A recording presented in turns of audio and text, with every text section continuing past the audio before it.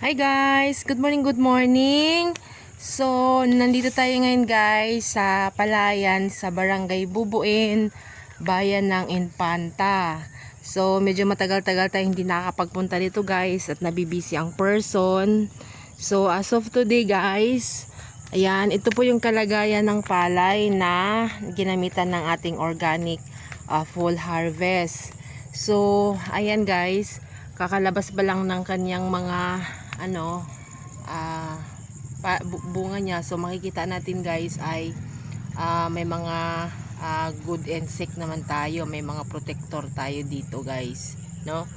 So ayan guys, napansin natin na yung dahon sobrang tirik na tirik. Ayan, yan yung isa sa mga quality ng palay na maganda kapag yung dahon ay ganyan katirik, no?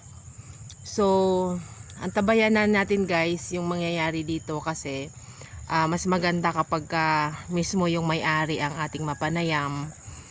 Bigyan ko lang kayo ng partial. So ito po ay hindi nag-spray ng sa damo, wala din po itong ini-spray para sa kuhol, walang ini-spray na mga insecticide o pesticide.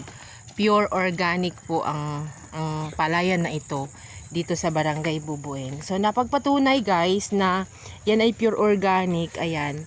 So meron na naman tayong mga insekto or good insect, no? So teka, nakikita ba natin?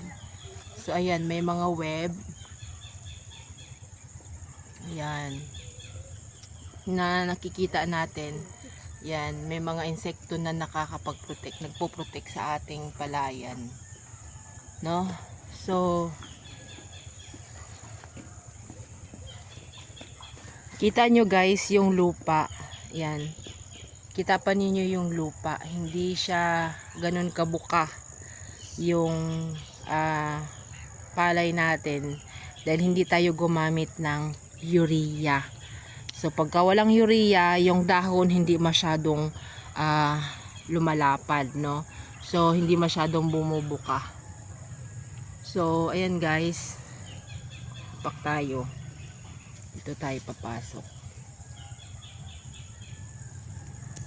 Ayan, may web na naman dito guys, napakadami. So ayan yung insekto, yung good insect, no? So naririto. Yan. So may mga guys. Yan.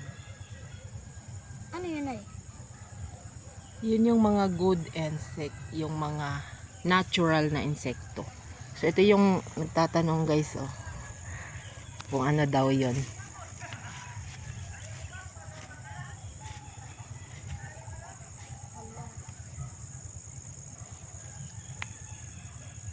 So isang napakagandang umaga para sa atin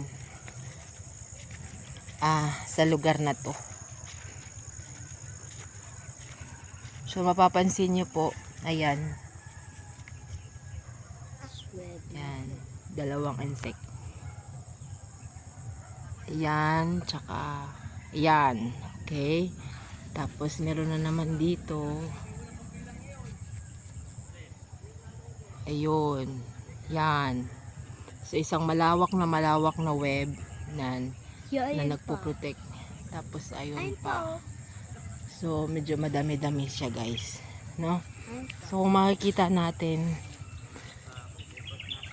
ayan yung web. Ayan, so yun yung insekto. Close up natin.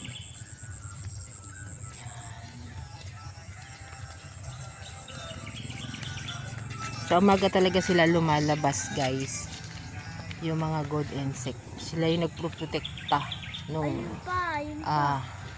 palay, no? Nung tanim o anumang klase ng halaman ay sila talaga yung nagpoprotekta. So ayan guys, hindi pa man siya labas na labas, ay medyo yumuyuko na ito, no? Hindi pa siya nakalabas lahat, pero ayan, payuko na yung mga butil niya. Ayan. Ito po ay inbreed RC218. Yan sikat dito sa Infanta. Yung 218. Wow, napakaraming web sa gitna. Hindi ko lang malusob, bawal kasi yan madistorbo. So bawal, napakaganda ng season ngayon, ng time na yon, kasi pag nagkukulangot yung palay ng puti-puti na ganyan, ay dapat hindi siya madistorbo. Dapat ay hindi siya papasukin ng magi-spray or dapat walang hangin. So as of today, walang hangin na nanggagaling sa amihan. Napakaganda. Sana magtuloy-tuloy para ma-finalize lahat ng dinadala ng ating palay ngayon, no? So alagang organic fall harvest yan. So si Ricky Brown, guys, ayun na naglalakad, nag-iikot yan, kasi wala dito yung may-ari, nasa Maynila, no? So by tomorrow makausap natin siya kung ano yung mga ginamit niya at ano yung mga hindi niya ginamit. Yun yung pinaka-exciting part dyan, guys, no? So and guys, that's it for today. Follow for more.